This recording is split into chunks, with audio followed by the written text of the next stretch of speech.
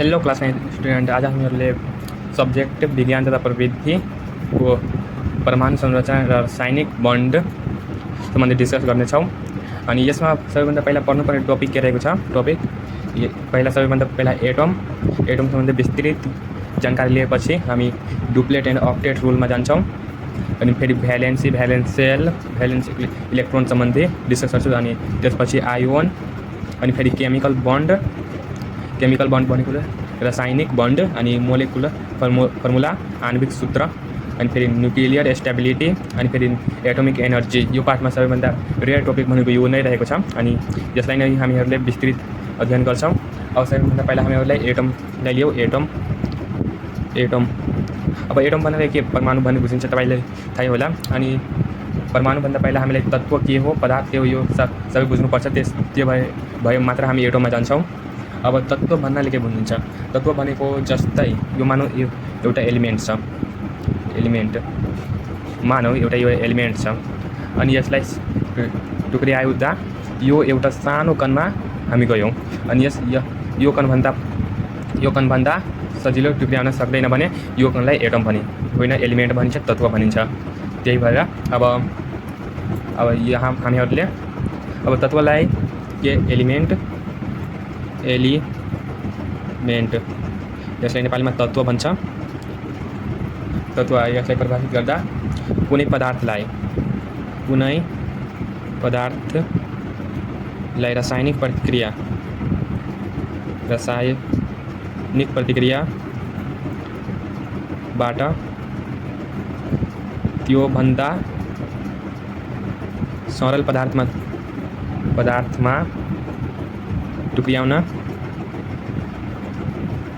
सकिँदैन भने त्यस्ता पदार्थलाई सकिँदैन भने त्यस्ता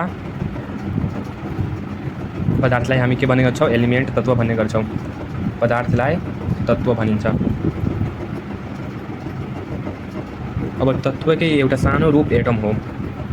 अब एटम भन्नाले के? एटम भन्नाले तत्त्वको सबैभन्दा सानो कणलाई एटम भन्ने गरिन्छ। यदि यो तत्त्व छ अनि यसको सबैभन्दा सानो कण यो तत्त्व छ हाम्रो एलिमेन्ट, अनि यसको सबैभन्दा सानो कण मानौ यो हो, यसलाई नै एलिमेन्ट भन्ने होइन एटम भन्ने गर्छ। त्यसैले यो एटम भन्नाले तत्त्वको सबैभन्दा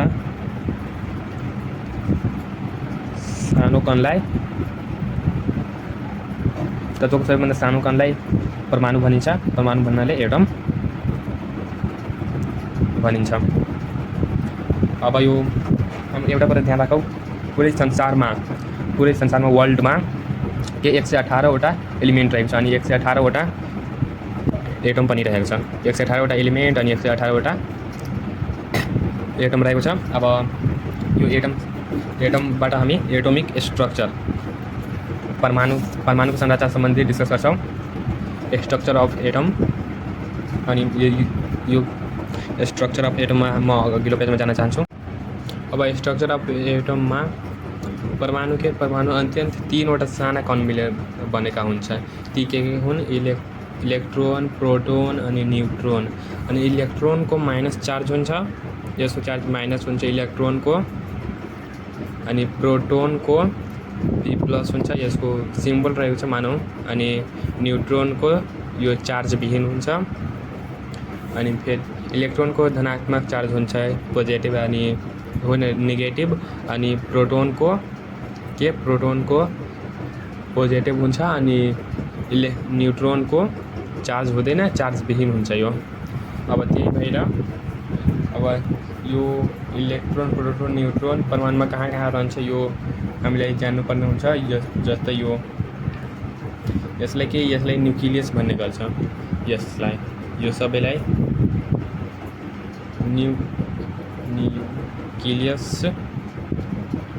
न्युक्लियस भन्ने गर्छ। अनि न्युक्लियसमा नै प्रोटोन अनि न्युट्रोन रहेको हुन्छ।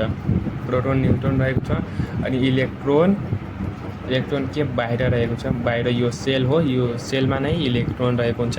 इलेक्ट्रोन सेलमा नै घुमिरहेको हुन्छ, यो सेलमा नै इलेक्ट्रोन घुमिरहेको छ। यसलाई इलेक्ट्रोन भन्ने गर्छ। इलेक्ट्रोन अनि यो भयो प्रोटोन प्रोटोन अनि यो न्यूट्रन, यो सबै तपाईहरु नोट गर्नु होला। न्यूट्रोन। अब यसलाई सेल भन्ने गर्छ, सेल। यो CEL होइन, CL सेल भन्नाले यो कोष भइहाल्छ। यो बायोलोजी अन्तर्गत पर्छ, हामी केमिस्ट्री अहिले पढेको छ, त यसको SHELL हुन्छ, SHELL सेल। अब यो सबै हामी यति नै हुन्छ परमाणुको स्ट्रक्चर अफ एन एटममा। अब एउटा कुरा ध्यान राखौ, परमाणुको औसत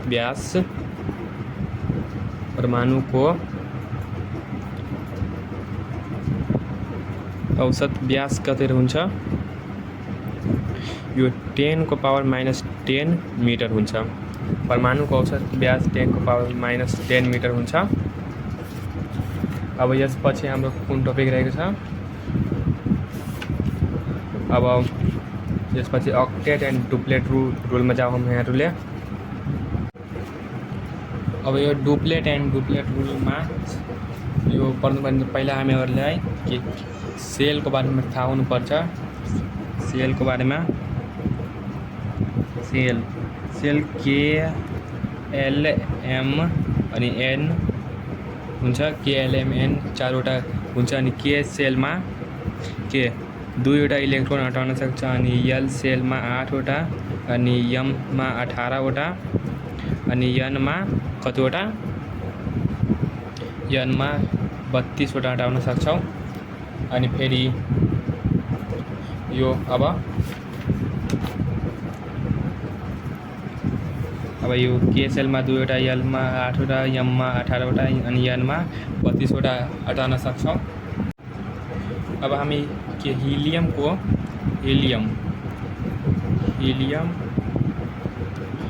तत्त्वको एटोमिक स्ट्रक्चर बनाउनु पर्छ, तब मात्र हामी यो डुप्लेट एन्ड डुप्लेट रुल बुझ्न सक्छौँ।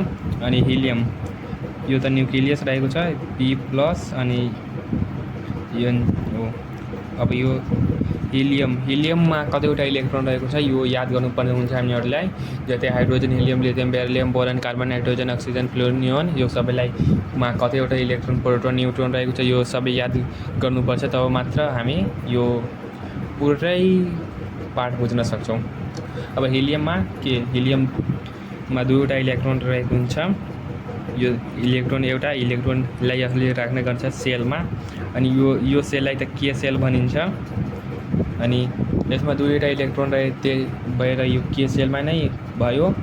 अब यो फेरि अघि धेरै इलेक्ट्रोन भएका तत्त्वहरूमा K सेलपछि यो फेरि M सेल हुन्छ अनि फेरि L सेल हुन्छ अनि M सेल हुन्छ अनि फेरि N सेल हुन्छ।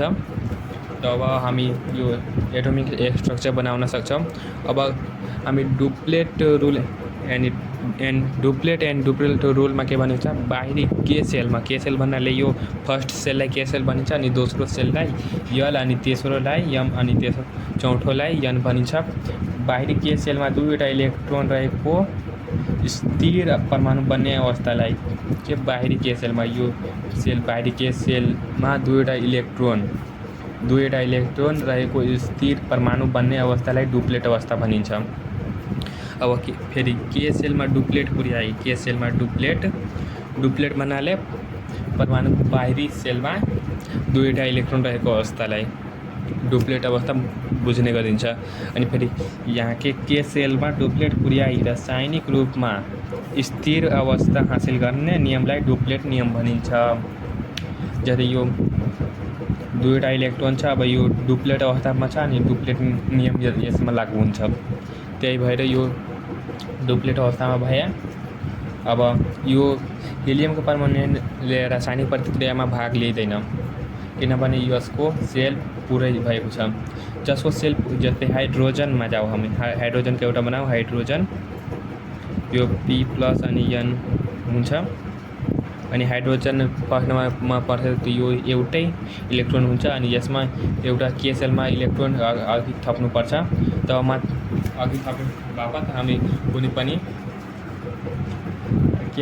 पदार्थ बनाउन सक्छौँ। अब यो एउटा इलेक्ट्रोन मात्र रहेको छ यसमा अनि यो डुप्लेट अवस्थामा पुगेको छैन। कुनै पनि रासायनिक प्रतिक्रिया हुँदा यो डुप्लेट एउटै यसमा जस्तै यो एउटा मात्रै बाँकी रहेको छ। अघि गएर हामी रासायनिक बन्डमा यो पुरै अध्ययन गर्नेछौँ। अब यो के हाइड्रोजनको रहेको छ, यो हाइड्रोजनमा 1 नम्बरमा हुनुपर्छ यो अनि यसमा एउटै इलेक्ट्रोन हुन्छ। इलेक्ट्रोनको सङ्ख्या एउटै हुन्छ, त्यही भएर यो हाइड्रोजनको एटोमिक स्ट्रक्चर भयो। अब यो हाइड्रोजन के डुप्लेट अवस्थामा न डुप्लेट अवस्थामा छ न अक्टेट अवस्थामा छ। अक्टेट अवस्था यसपछि हामी अध्ययन गर्नेछौँ अनि त्यही भएर यो रासायनिक प्रतिक्रियामा भाग लिन सकिन्छ। अनि यो हिलियम रासायनिक प्रतिक्रियामा भाग लिन सकिँदैन किनभने यसको के सेल पुरै भइसकेको छ, कम्प्लिट भइसकेको छ। अनि हामीले के भन्ने के सेलमा 2वटा इलेक्ट्रोन रहन्छ, त्यसैले अब फेरि अब हामी के अक्टेट रुलमा जाउँ। अब अक्टेट रुलले के भन्छ, परमाणुको बाहिरी सेलमा 8वटा इलेक्ट्रोन पुग्नेसम्म हामी के सेलमा रहिदिनु, के पछि एनमा जान्छौँ। 8वटा इलेक्ट्रोन भएको अवस्थालाई अक्टेट अवस्था भनिन्छ। जस्तै यो हामी के नियोन कति नम्बरमा 10 नम्बर पर्छ, त्यही भएर यसको इलेक्ट्रोन पनि नियोन